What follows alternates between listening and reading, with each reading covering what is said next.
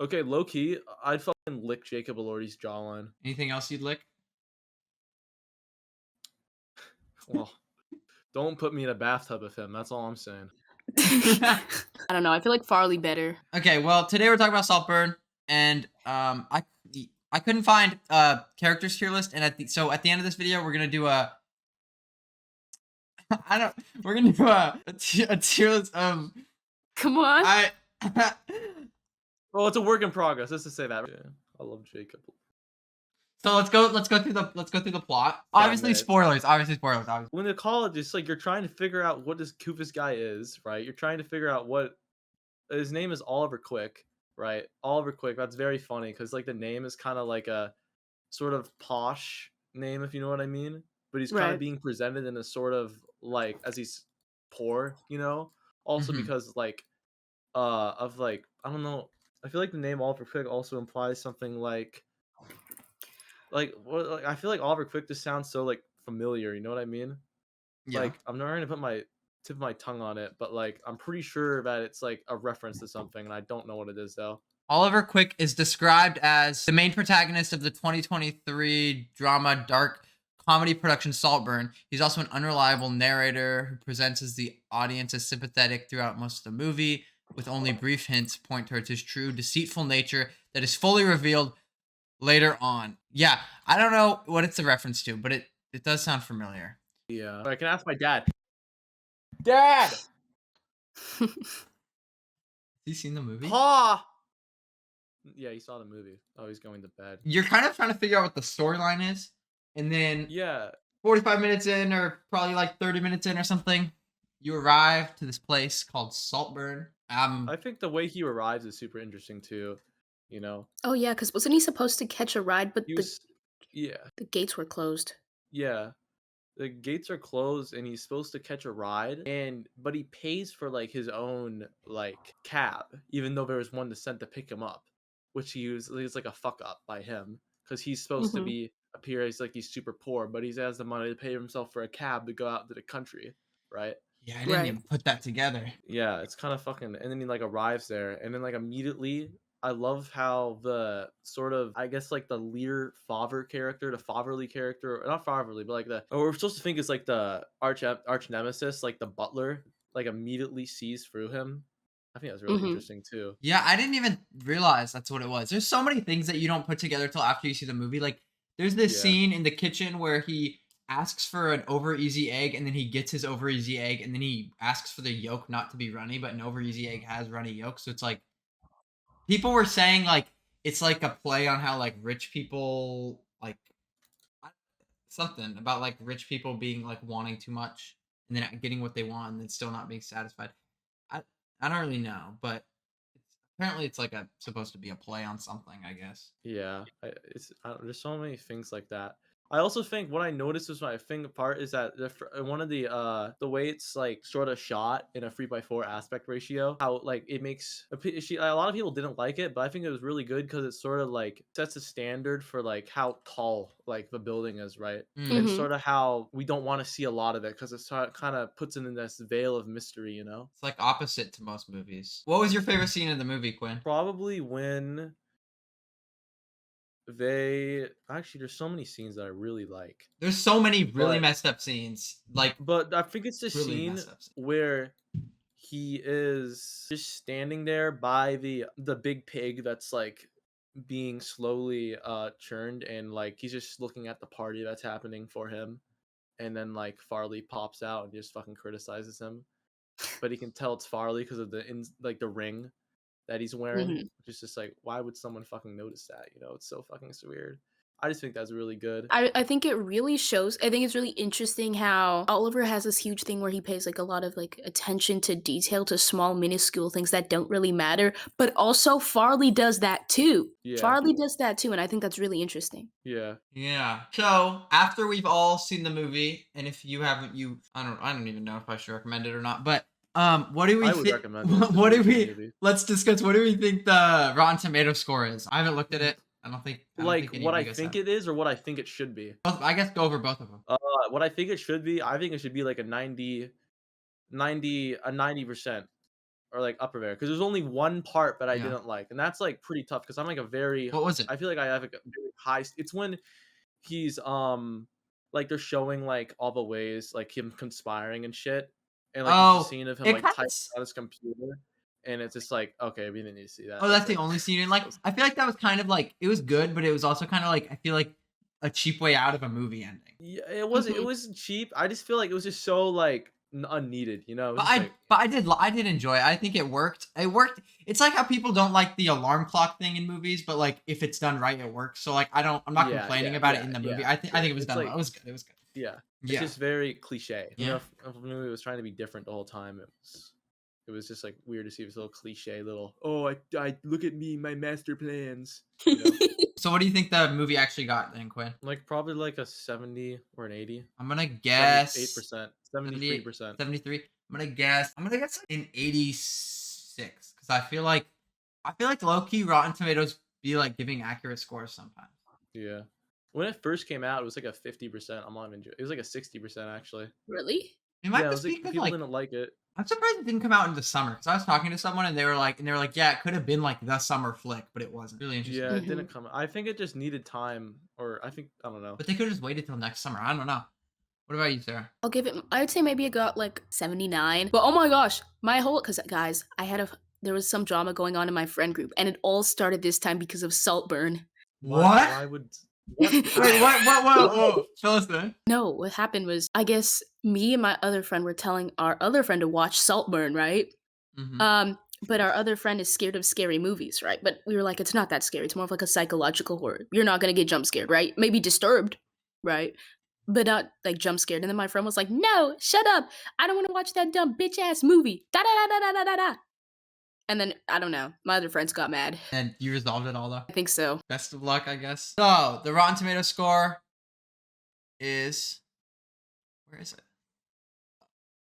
Here we go. It's actually do not know where it is. I'm on the website, but it got a 71%. Quinn got that.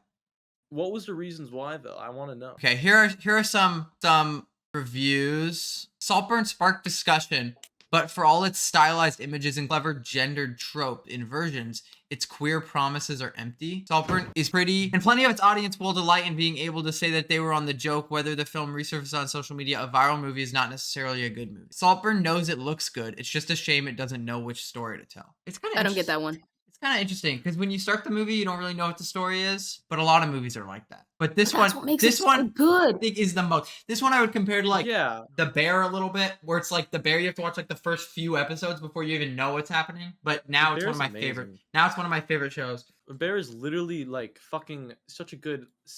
It's so fucking good. Like I don't know. We're doing. You joined just in time for Quinn's tier list. Oh my god. You don't have an ad blocker. What a fucking loser. Oh, thanks.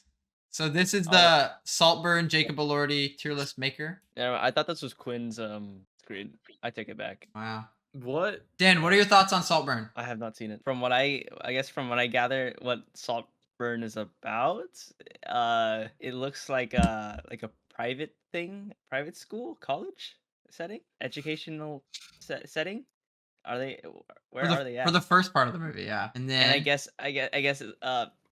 what's his name? Barry's character is a homosexual, and he is attracted to the guy that you're saying.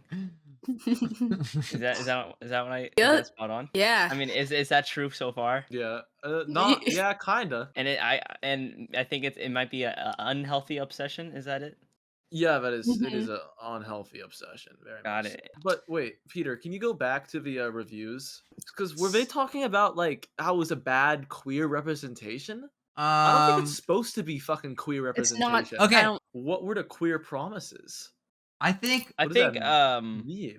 what would the movie be like if it was like a guy and then like being like super obsessed with the girl, like But- everything was the same, but the obsessed character is a girl or something. but if the movie There's didn't have empty promises, then it wouldn't have been the same movie at like the same plot at all. Because if the promise is kept true, then the end of the movie wouldn't have been what I it don't think was they in mean the literally. catastrophe. I don't think they meant that Emerald Fennel promises. I think they're just using that as a term. I just think that when they saw that there were queer characters, they hoped for something more.